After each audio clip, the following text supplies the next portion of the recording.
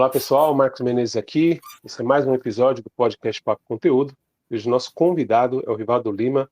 Ele é psicólogo, psicanalista, como vocês já podem ver.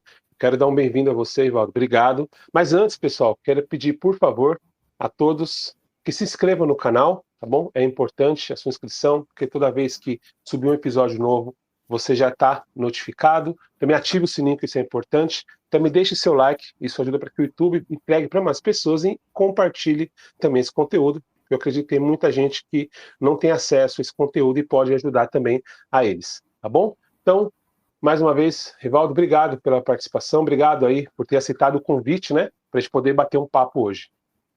Imagina, Marcos, eu que agradeço o convite, privilégio estar aqui, é sempre bom a gente falar de saúde mental, saúde psicológica. Acho que Bom dia. Tem sido muito bom nos últimos tempos, né? Acho que principalmente depois da pandemia, tem se quebrado tabus para falar desse tema, então agradeço o convite e parabéns pela iniciativa. É isso, obrigado você por ter aceitado. Então vamos lá. Queria que você fizesse uma breve explanação sobre o nosso tema, que é relações familiares e saúde psicológica, por favor. Ok. Bom, como você disse, né? Eu sou psicólogo e também sou psicanalista. E sempre quando eu vou falar desse tema para o público em geral, eu gosto de reforçar e de lembrar que na psicologia existem diversas linhas de atuação, existem diversas abordagens que muitas vezes veem o fenômeno de formas diferentes, e uma das linhas dentro da psicologia é a psicanálise, e dentro da psicanálise também tem algumas ramificações teóricas. A fundamentação principal está em Freud, que foi o fundador da psicanálise, mas tem outros teóricos que vão desenvolvendo o que Freud propôs, e dentro da psicanálise a linha que eu mais me identifico é a de um teórico chamado Winnicott, Donald Winnicott.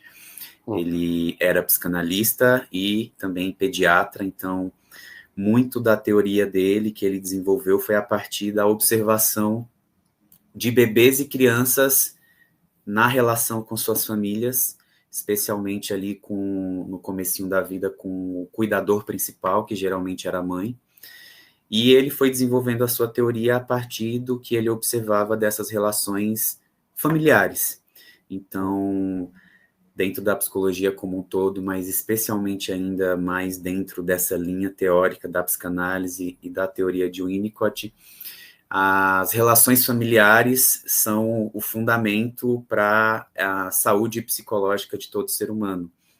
Ele traz a premissa de que cada pessoa nasce com uma tendência para a saúde, nasce com uma tendência para a integração, para o amadurecimento, para a inteireza, e, resumidamente, nasce com a tendência para a saúde emocional. Mas ele diz que para essa tendência se tornar realidade na vida de cada pessoa, para essa tendência se concretizar, essa pessoa, esse bebezinho, essa criança, enfim, necessita de um ambiente facilitador, de um ambiente que seja suficientemente bom para poder promover essa tendência que está dentro de cada pessoa. E o primeiro ambiente de cada um de nós é a família, né? E quando eu cito família, não me refiro apenas à família biológica, mas a quem cuida de nós.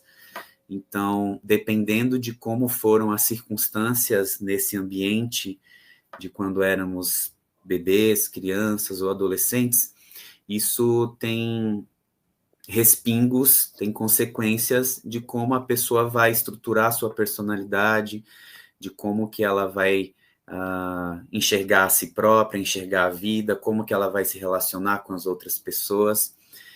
Tem um livro desse autor chamado Tudo Começa em Casa. Eu acho que o título desse livro diz um pouco de tudo que eu estou trazendo aqui de início. Então, realmente, se pensando em questões de saúde psicológica, tudo começa em casa, no sentido de tudo depende muito ali dos cuidados iniciais que essa criança tem nas relações com quem cuida dela. Entendi. Mas no caso, por exemplo, a pessoa ela teve uma infância mais... os pais controlaram mais, vamos colocar assim. O pai não deixava brincar muito na rua, os pais não deixavam muito, hoje em dia, por exemplo, celular só com 12 anos, 15 anos, antes você não vai mexer, por uma questão de preocupação com a família. Mesmo assim, essa criança ou esse jovem, ele pode crescer com um trauma. Meu pai nunca deixou eu brincar, mas não porque o pai era ruim, mas porque ele ficava preocupado. Se eu deixo meu filho na rua, pode acontecer alguma coisa, pode ser atropelado, pode se envolver pessoas que eu não gosto. Você acha Uhum. que esses cuidados do pai e da mãe pode ser algo negativo, ou o filho ele pode entender que isso foi necessário para formar hoje ele ser uma pessoa diferente, uma pessoa com caráter mais Uhum. polido, digamos assim? Entendo.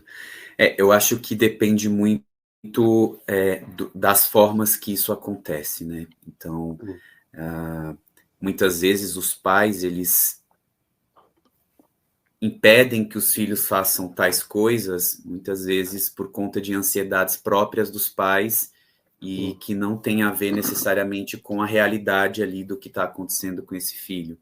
Certo. Então, um pai ou uma mãe que é muito sufocante no sentido de não permitir que o filho experimente nada, não permitir que o filho tenha contato com nada, isso também pode ser prejudicial para o amadurecimento dessa criança.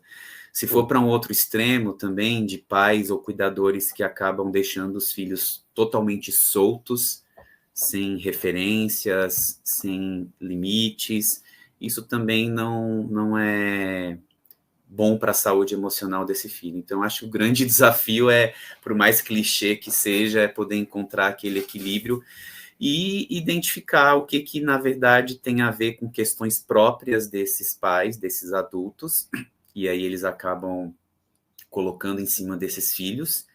Uhum. Então, as suas cargas de histórias que eles já passaram, ou de medos que eles têm, de questões talvez até traumáticas que eles tenham, acabarem colocando isso nos filhos e aí interferir negativamente no desenvolvimento natural desse filho, ou o que realmente tem a ver com a proteção, que diz dali da realidade mesmo, de estabelecer limites e de passar um cuidado em relação a esses filhos. Então, acho que o ponto principal é ir na linha do cuidado, né? Uhum. Pensar o que vai no sentido da proteção desses filhos e não necessariamente de rigidez ou de coisas inflexíveis que, na verdade, acabam travando mais o desenvolvimento dessa criança do que facilitando. Entendi. Eu pergunto isso porque tem aquele nome, né? A mãe superprotetora. Normalmente a mãe é mais assim, né? A mãe não deixa, o Uhum. pai, vai falar com meu pai. E até, né, nos filmes, né? Que fala com a mãe diz não, e fala com o pai fala sim, depois, mas o meu pai deixou, né? E aí dá aquela confusão toda. E eu perguntei Sim. porque tem a questão da dinâmica familiar, né? Por exemplo, de repente o pai e a mãe eles foram muito soltos, e aí eles viram o que aconteceram com eles, ou eles viram o que aconteciam com amigos, né? Ou com amigos de filhos, enfim, e eles ficam preocupados. Não, com meu filho eu não quero que isso aconteça. E talvez por isso Uhum. eles queiram Sim. esses cuidados, né? Que não é um erro, Sim. não, eu não acho ruim, porém é aquilo que você falou.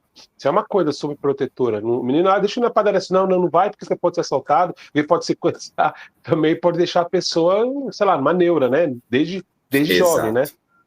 Exatamente. Os medos que têm a ver com a história desses pais, com coisas que eles já passaram, eles acabam reproduzindo isso, tentando implantar isso nos filhos, e isso pode ser prejudicial. Mas você trouxe um exemplo muito interessante que eu acho que vale destacar, né? Eu acho que é muito prejudicial para o desenvolvimento emocional dos filhos quando os pais eles não têm uma coerência a respeito de determinados assuntos ou decisões. Então, nesse exemplo que você trouxe, um dos genitores diz, pode ir, e o outro, não pode. Isso provoca muita insegurança no filho.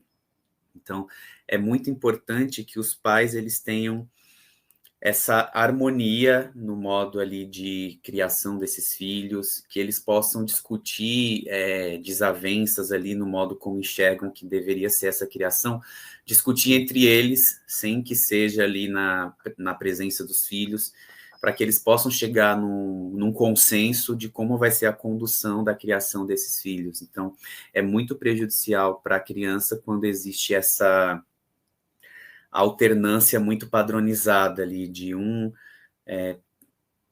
determina as coisas de um jeito, o outro determina de outro jeito. A criança, na verdade, ela acaba se sentindo insegura, sem enxergar nessas figuras parentais uma relação que passa segurança para ela. Então, é importante que os pais estejam alinhados e, logicamente, é natural que tenha conflitos e desavenças no modo de pensar, mas que eles possam chegar no alinhamento e discutir isso e pensar sobre essas questões, preservando os filhos desses conflitos, inclusive. Legal. O que você considera, Rivaldo, uma família emocionalmente saudável, vamos colocar assim? Porque a gente comentou aqui sobre muito do que os filhos são é aquilo que os pais também viveram. E às vezes que os avós passaram. Então, vem trazendo, né?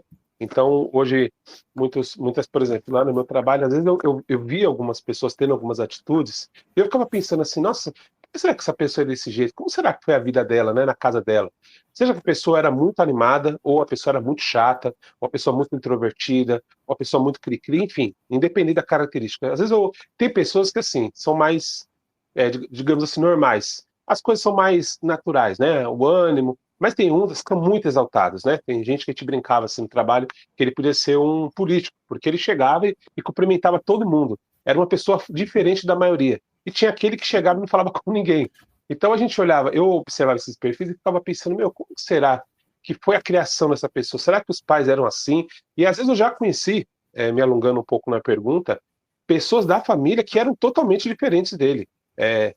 Foram criados pelos mesmos pais, enquanto ele era uma pessoa muito animadona, a outra é totalmente assim, quase não aparecia, né? Parecia que nem estava em casa. Então, o que você considera, não sei se dá para a gente colocar assim, uma saúde emocional dentro de uma família? Muito bom. Eu acho que o que você traz é bastante interessante, Marcos, porque quando se pensa em saúde emocional, não se pensa numa coisa de jeito de ser padronizado. Então, uma pessoa que é talvez mais introspectiva, ela pode ter saúde ou não ter saúde emocional. E uma pessoa que é mais extrovertida, mais sociável, isso não significa necessariamente que ela tenha saúde ou não tenha saúde emocional. Acho que o ponto principal, quando se pensa o que é ter saúde emocional, é a pessoa poder viver a vida a partir dela própria. É a pessoa poder se sentir uma pessoa que está inteira, que está integrada e que vive a vida a partir de si mesma. Uma pessoa que vê sentido na vida, que vê que as coisas que ela faz não são meramente para poder corresponder expectativas sociais ou expectativas dos outros. E aí é muito comum pessoas que, quando o que dirige ali o viver delas é corresponder a essas expectativas, é muito comum certas pessoas, inclusive, serem pessoas de muito sucesso, aparentemente até muito sociáveis, mas lá no fundo elas sentem um vazio, porque lá no fundo elas sentem que aquilo tudo que elas estão fazendo não diz respeito a elas. É mais para poder corresponder ao que ela acha que estão esperando delas. Então, acho que uma base ali para se pensar o que é ter saúde emocional, saúde psicológica, tem a ver com isso. É a pessoa sentir que ela está vivendo a própria vida. E ter saúde psicológica não significa não ter sofrimento, não significa não ter medos, não ter dificuldades na vida, porque a vida é difícil. O Winnicott fala bastante disso. A vida é difícil e estar em contato com essas dificuldades da vida é natural você ter sofrimentos. O que vai contar no sentido de você ter uma saúde mental é você ter condições de manejar as diversas situações que a vida vai oferecendo. É de você poder ter uma flexibilidade, porque, inclusive, um dos pontos de uma não saúde psicológica, ou seja, de um adoecimento psicológico, tem a ver com rigidez, com a pessoa ela ter um jeito rígido de ser, um jeito rígido de viver, muito ali no sentido de uma autoproteção referente a esse sofrimento. Então, saúde emocional tem muito a ver com ter essa flexibilidade diante das circunstâncias que a vida vai mostrando. Então, essas reflexões que você fazia, né, de ver uma pessoa de um jeito e a outra da mesma família de um jeito totalmente diferente, ok, isso tem a ver com o que é próprio daquela pessoa, com a personalidade daquela pessoa, e ter o jeito, como eu disse no começo, X ou o jeito Y, não necessariamente significa ter saúde ou não ter saúde emocional, tem a ver com a personalidade. O que vai contar é a pessoa sentir que ela está vivendo a vida a partir dela própria, e aí o modo como ela vai se mostrar para a vida, se é um modo mais introspectivo, se é um modo mais extrovertido, aí tem a ver com aquilo que é peculiar dela e está tudo bem. Entendi. Não, interessante. Porque a impressão, obviamente, que me passa que, claro, a pessoa que é mais animada, que talvez teve um cuidado, teve um carinho, e a outra parece que foi escanteada, né? A ovelha negra da família, ninguém gostava dele, e aí o outro. Realmente, hoje em dia a gente pode se enganar muito, né? Com isso, as aparências, né? E às vezes a pessoa pode estar ali Exatamente. lutando, animadona, mas por dentro, até em filme, muitas vezes retratam assim, né? A pessoa no lado de fora era super animada e quando ela voltava para casa era uma depressão, uma tristeza, só chorava, mas ela tinha que manter uma aparência, né? Para as pessoas, até Exato. para ela poder ser aceita, né? No ambiente, porque, como já me falaram assim, olha, ninguém gosta de pessoa chata, ninguém quer pessoa quieta do lado, a pessoa gosta de pessoas animadas. Então, o cara fala, meu, se eu fosse um cara chato, ou se eu for eu mesmo, que talvez eu seja um cara mais introvertido, ninguém vai gostar de mim, né? Então, aceitação fora também é bastante desafiante, né? Exatamente. Exatamente. E isso tudo, como eu disse no começo, tem o princípio ali na infância, né? Então, pensando no tema família, né, é muito importante que os cuidadores os pais, enfim, quem seja responsável ali por cuidar de crianças, possam ter também uma sensibilidade de respeitar o ritmo próprio de cada criança, né? Porque às vezes a gente tenta padronizar, já tem 3 meses, tinha que estar fazendo tal coisa, Ah, e legal. tem o ritmo próprio ali de cada criança. É lógico, é importante também estar atento quando isso destoa muito, e aí às vezes procurar um aconselhamento, uma consulta para poder se respaldar, mas é importante que o ambiente possa ter essa sensibilidade de se adaptar ao ritmo próprio de cada criança, tendo muito essa visão de fundo. Existe uma tendência em cada criança, em cada ser humano, para a saúde. Se o ambiente se adaptar às necessidades dessa criança e suprir essas necessidades, essa tendência ela vai se tornar concreta e a criança vai se integrando, às vezes umas de modo mais, digamos que apressado, outras demorado um pouco mais, porém no ritmo próprio de cada uma. Eu achei interessante isso que você falou, porque não tem jeito. A comparação é muito forte, principalmente quando está na fase de crescimento. Você falou isso aí, eu lembrei do Caio Carneiro, no livro que eu li dele, ele falando que acho que até, se eu não me engano, acho que foi o Caio Carneiro mesmo, que até a sexta série ele não gostava de escola, não se interessava por nada. E ele falou até que uma vez o tio dele deu um livro para ele, falou, lê esse livro aqui, porque ele não queria saber de nada. E aquilo mudou a vida dele. E aí ele começou a se interessar por outras coisas. Eu fiquei pensando, puxa, até a sexta série, eu fico imaginando, né, que normalmente a média é de 11, 12 anos, né, se eu não estiver enganado, como que Sim. será que os pais olhavam para ele, né? Pô, meu filho não está afim de nada, não quer saber de nada. Eu vejo os outros filhos tirando boas notas, né? E até eu conheço pessoas que estudaram comigo e que na escola eram, nossa, CDF, se estudavam muito. Fala, meu, cara aí vai ser dono do presidente do Brasil. E a pessoa tem uma vida normal, né? Nada demais. Como também já vi pessoas que na escola mais faltava do que tudo, péssimas notas e também vive uma vida normal, né? Isso não define, mas a questão da comparação, eu queria até entrar já emendando, a questão da culpa, né? Muitas vezes os pais, isso que você falou, é, porque às vezes o pai pode pensar assim, não, pô, mas eu criei meu filho, eu dava um livro para ele, eu levava ele em locais assim, locais assados, falavam coisas, na minha casa era um ambiente totalmente propício, e ele não gosta de nada disso, não quer fazer nada do que eu quero, ou seja porque o pai é médico, advogado, ou algum engenheiro, enfim, mas o filho não quer. Ele quer, e talvez o despertar dele vai ser depois, com 18 anos, com 20 anos, não sei. E às vezes é duro, né? O pai fica ali se ocupando, puxa, acho que eu não criei bem meu filho, porque meu filho tem 18 anos e está aí, trabalhando CLT, e eu sou dono de empresa, e ele poderia ser também dono de empresa e não é, né? Então, Sei. essa questão da É. culpa também, né?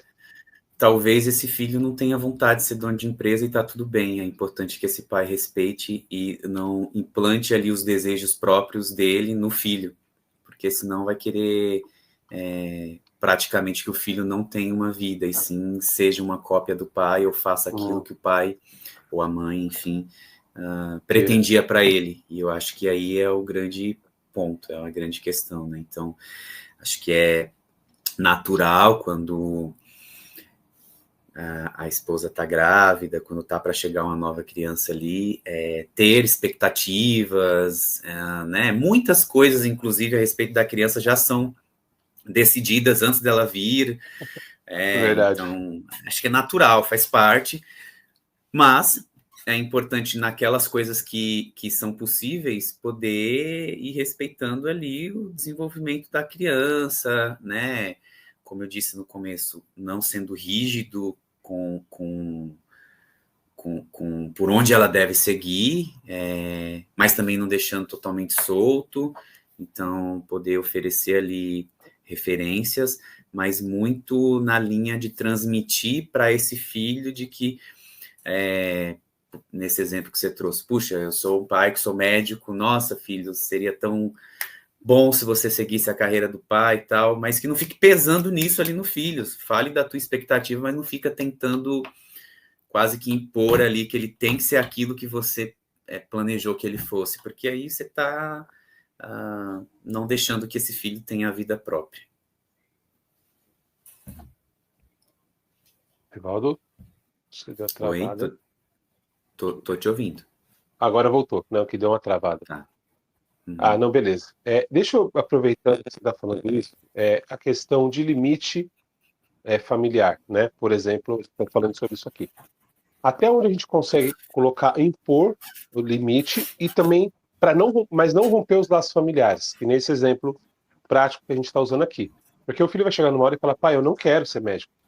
E aí o pai pode falar, então tá bom, eu vou deserdar você, não quero mais saber, não quero mais papo, não me interessa. Não, eu quero ser, sei lá, músico, quero ser pintor, tipo um negócio totalmente oposto, né? Como que a gente consegue, como a gente lida com isso, né?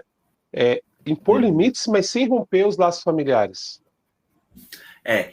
É que eu acho que nesse exemplo que você trouxe não é nem questão de impor limites, né? Impor uma vontade própria ali de um sonho do pai implantar no filho, né? Então, eu digo assim, eu impor acho que limites, o se, eu filho acho que chegar, se o filho, desculpa te interromper, o filho colocar pode assim falar. pro pai, chega, não quero mais.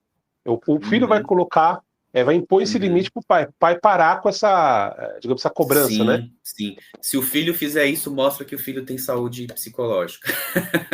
E dependendo de como o pai vai ficar, e pode mostrar que o Nossa, pai não está é tão bem desafiante, hein? psicologicamente e que, na verdade, o pai precise de cuidados aí, precise buscar uma ajuda para lidar com essa frustração do filho não ser aquilo que o pai sonhou que ele fosse. Então, eu acho que quando, neste exemplo, que o filho chega e o próprio filho coloca o limite do tipo, pai, eu quero seguir por esse caminho aqui. Não há nada de ilegal neste caminho, então eu quero seguir nesse caminho porque é o que me faz sentir vivo, né? Eu acho que isso vai dando indício, inclusive, de que esse filho tem vida própria e, indo na linha do que eu falei no começo, ele tem uma boa saúde emocional. Então, aí, dependendo de como o pai vai ficar, de como o pai reage a isso, aí talvez o pai precise de uma atenção e de um cuidado para lidar com a saúde psicológica do pai. O da mãe, né, também. Exato. Vamos Quando falar eu falo assim, aqui pô, pai e só a mãe, eu estou gente e as mães, pensando. não? Quando eu estou falando pai e mãe aqui, eu quero dizer a quem cuida, ao responsável por aquele Tá, filho. tá, tá. Não Que necessariamente às pai vezes é é uma avó, legal. às vezes é um tio, às vezes é uma madrinha, né? Então Entendi. aos cuidadores principais. Legal. No caso, quando a gente fala sobre saúde psicológica, a gente envolve só saúde emocional e saúde mental? Ou tem mais alguma outra que a gente pode colocar dentro? Acho que envolve o inteiro do ser humano, né? Acho que, por exemplo, se se a pessoa ela está com alguma debilidade significativamente física, isso pode impactar em como ela está se sentindo emocionalmente. Se a pessoa ela está com alguma questão, sei lá, vamos para várias dimensões aí do ser humano, alguma questão significativa espiritual, isso vai mexer também no emocional dela. Se ela está com uma questão significativa social, financeira. Então, acho que quando a gente fala de saúde psicológica, eu penso que ela está ligada às várias dimensões do ser humano e às várias nuances da vida do ser humano que vai afetando esse ser humano, né? Então, por exemplo, né, as relações familiares pode ir impactando a pessoa. Então, se fosse para fazer, digamos que uma ilustração, um desenho, eu diria que a saúde psicológica está aqui no centro e ela está ligada às várias outras campos de saúde ali daquele ser humano. Saúde espiritual, saúde física, saúde financeira, saúde no sentido de relações sociais. Tudo isso vai impactar na saúde psicológica e a saúde psicológica vai impactar nessas outras áreas também. Ah, interessante. Eu perguntei isso porque eu achava só incluir essas duas. E aproveitando o gancho, claro, fazendo uma propaganda aqui. Galera, eu fiz uma live, tá? Eu fiz 7 lives falando sobre os 7 tipos de saúde. Então eu deixei aqui no card também, você pode assistir depois dessas lives. Mas falando agora, E voltando aí, um pouco Marcos, então. desculpa te interromper, mas só para não perder o Pode falar. gancho, né? É muito comum as pessoas negligenciarem sua saúde psicológica. E aí, assim, eu sei que tem diferenças ali, mas quando eu me referi aqui à saúde psicológica, saúde mental, saúde emocional, estou me referindo à mesma coisa. Eu não vou entrar nessas nuances que tem mais a ver com questões técnicas. Estou falando de saúde psicológica, saúde da alma. Psique significa alma. Então, a saúde da alma, saúde psicológica, é muito comum as pessoas negligenciarem a saúde psicológica. Então, é muito comum, por exemplo, quando as pessoas estão fazendo psicoterapia e aí o orçamento aperta, elas acabam, a primeira coisa que elas cortam é a psicoterapia. E como se isso tivesse menos valor ali no que ela tem que investir. E aí elas acabam não, talvez, levando em consideração que tudo depende de como elas estão psicologicamente. Então, isso deveria ser, na verdade, uma das prioridades, né? Esse cuidado com a saúde psicológica. Que não tem a ver apenas em fazer psicoterapia. Tem a ver com diversas atitudes do dia a dia da pessoa, como que ela administra o tempo dela, como que ela administra as relações familiares e sociais dela, o contato que ela tem com a natureza, enfim, tem várias formas de se cuidar da saúde psicológica. A psicoterapia é uma delas e é fundamental, especialmente quando a pessoa está em muito sofrimento psíquico. Interessante. Mas você acredita que as pessoas fazem isso por qual motivo? Porque talvez elas não estão tendo resultado, elas acham que, sei lá, como se for fazer, o resultado tem que vir agora. Como não está vindo, já estou aí há 6 meses fazendo e não muda nada, eu vou cortar isso aí porque não está dando resultado. Você acha que pode ser um dos motivos? Sim, eu acho que um dos motivos é esse, né, de as pessoas, principalmente, né, a cada ano que passa, as coisas ficam muito mais aceleradas, né, em tudo as pessoas esperam resultados muito imediatos, se a mensagem é entregue e não é respondida imediatamente, a pessoa já fica ali frustrada, se a conexão de internet demora uns segundos ali, ela já fica toda apavorada. Então, acho que a gente vai vivendo cada vez mais num padrão de tudo muito acelerado. A IA, né, a inteligência artificial também, você põe lá uma questão, ela resolve em um minuto. Então, acho que a gente vai muito nessa linha de querer resultado imediato e a gente se esquece que o ser humano é feito de processos. O ser humano é processual. Então, acho que um dos motivos de as pessoas negligenciarem aí a psicoterapia pode ter a ver com essa expectativa de um resultado imediato. E a outra eu acho que tem a ver com um pouco do que eu disse, que é não valorizar isso, achar que, né, ainda é muito comum, infelizmente, se escutar de pessoas dizendo coisas do tipo, isso aí não é doença, isso é frescura. Quando vê alguém, por exemplo, com depressão, essa pessoa, ela não se controla. Então, começa a desvalorizar os adoecimentos psicológicos, diferente do que se faz com adoecimentos físicos. Então, quando se constata que a pessoa, por exemplo, tem um câncer, as pessoas têm um olhar mais sensível, a pessoa tem um cuidado mais específico em relação àquela doença. Mas quando se constata que a pessoa, se diagnostica que a pessoa está com, por exemplo, depressão, geralmente as pessoas tendem a não levar isso a sério. Então, acho que ainda estamos aí num processo de colocar no lugar adequado a saúde mental comparado aos outros tipos de saúde, especialmente a saúde física. Então, acho que por isso que acaba se negligenciando esse cuidado. Você acredita que essa questão, também falando ainda um pouco mais sobre isso, por exemplo, né, eu estava conversando esses dias aqui em casa, eu quando era pequeno, eu sofria bullying de vários tipos. Imagino que você também, as pessoas chamavam de tudo quanto era nome, e eu vivia a minha vida.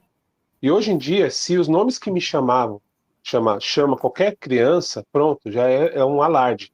Não que é certo, mas parece que eu não sei, tá? Posso estar enganado, mas parece que a geração era uma geração que aguentava, sofria calado e vivia a vida. Pode ser que tenha tido traços no futuro dela ou não. Mas hoje em dia, se você chamar uma pessoa de negro, de gordo, ou de qualquer outra coisa relacionado a um país, alguma coisa, já é uma calamidade, assim, da polícia, dá tudo.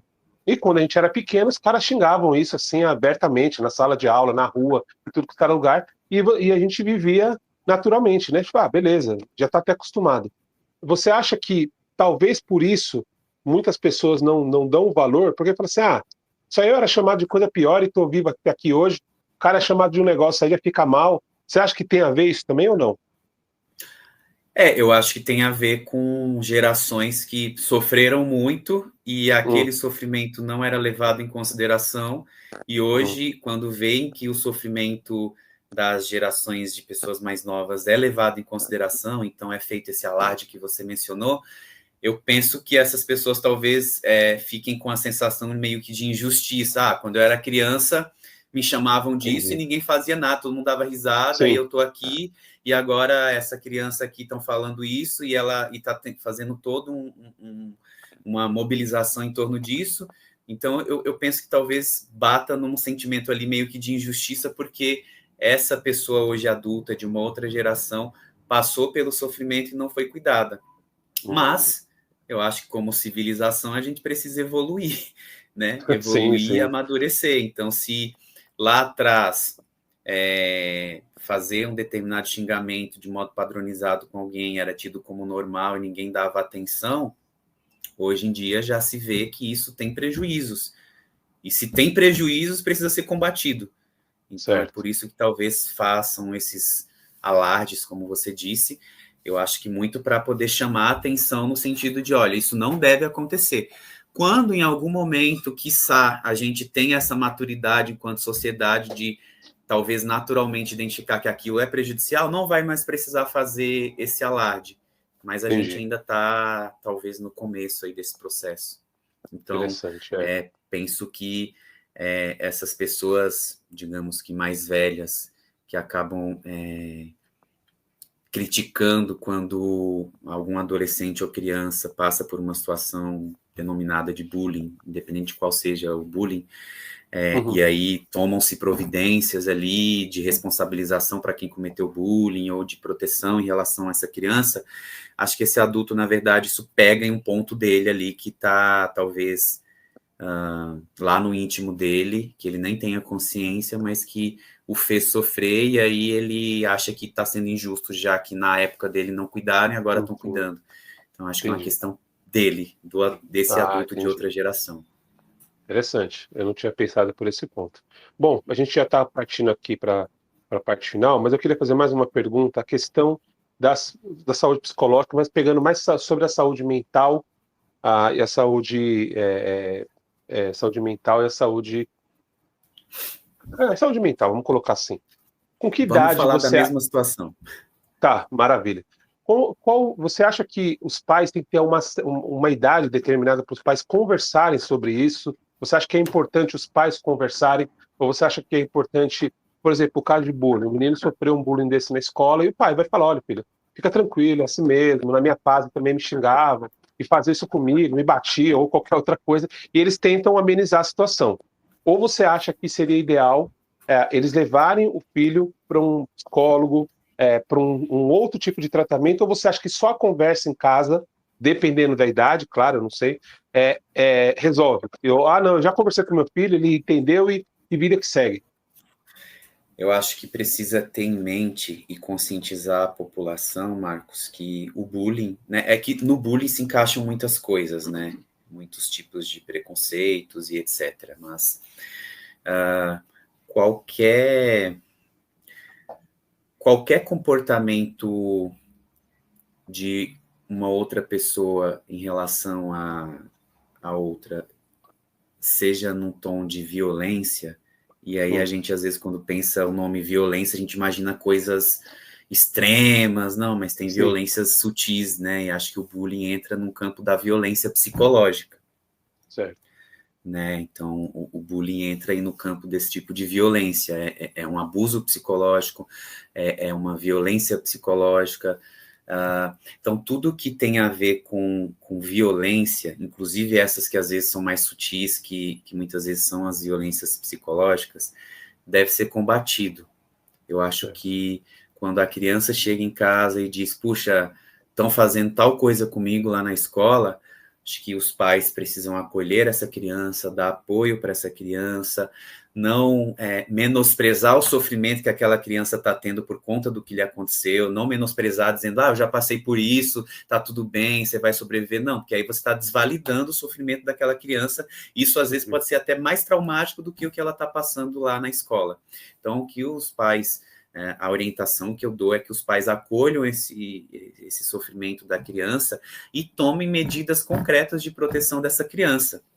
Inclusive, mostrem para essa criança que esses pais estão se importando, então que esses pais vão até a escola, conversem com a direção da escola, para saber o que está acontecendo, para poder ter, talvez, uma ação de combate àquela situação de bullying, que provavelmente não pode ser que não esteja acontecendo só com aquele aluno, acontecendo com outros. Então, assim, o que eu quero dizer é, qualquer situação de violência, ela deve ser combatida e jamais menosprezada, como se tivesse uma mentalidade do tipo, eu passei por isso e estou aqui vivo, se você está sofrendo é porque você é fraco. Isso é uma violência, é uma outra violência quando se tem esse tipo de conduta em relação a alguém que vem manifestando um sofrimento ali por algo que lhe fizeram. Então, acho que ter esse tipo de atitude seria fechar os olhos e ser omisso no combate a qualquer tipo de violência ou preconceito. Muito bom.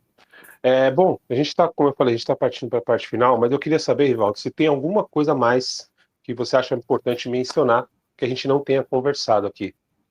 Uhum. Eu acho que, aproveitando o que eu trouxe agora, né, sobre essas atitudes consideradas violência, que muitas vezes não são vistas como violência, são menosprezadas, eu penso que, pensando, né, no tema relações familiares e saúde psicológica, a maior parte dos casos de violência contra criança e adolescente acontece dentro da família. E aí eu digo todo tipo de violência, inclusive esse de violência psicológica, que é não considerar ali o sofrimento da criança, impor vontades dos adultos na criança, expectativas na criança, xingamentos em relação à criança, humilhação, ameaças, tudo isso entra na parte de violência psicológica. E violência física, né, o uso da força ali para disciplinar a criança também é um tipo de violência, embora a gente saiba que isso é polêmico, né, que muita gente diz, uma palmada, não sei o que e tal, mas existem meios de poder educar sem que se utilize da força física ou do castigo físico. Então, a violência psicológica, a violência física, negligência também, né, quando a família, os pais, os cuidadores têm condições de prover ali cuidados básicos e acabam não provendo esses cuidados. E violência sexual também embora seja um tema pesado, né, mas é importante falar, porque as violências sexuais, a maior parte também é dentro da família, acontece por alguém que a criança confia, que a criança tem afeto, e às vezes as pessoas confundem, né, acham que violência sexual é só quando acontece a penetração, por exemplo, o estupro, aquilo que é mais compreensível ali no termo, no âmbito geral, mas violência sexual são todo ato que vise estimular sexualmente o adulto ou a criança, então ficar pondo a criança no colo e se aproveitando ali do corpo da criança para ter prazer, ficar tocando a criança em partes íntimas, exibindo vídeos, tudo isso são violências sexuais, inclusive quando não precisa se tocar, então quando você exibe algum vídeo pornográfico para criança, ou você exibe suas partes íntimas, isso também é violência psicológica, que nem teve o toque.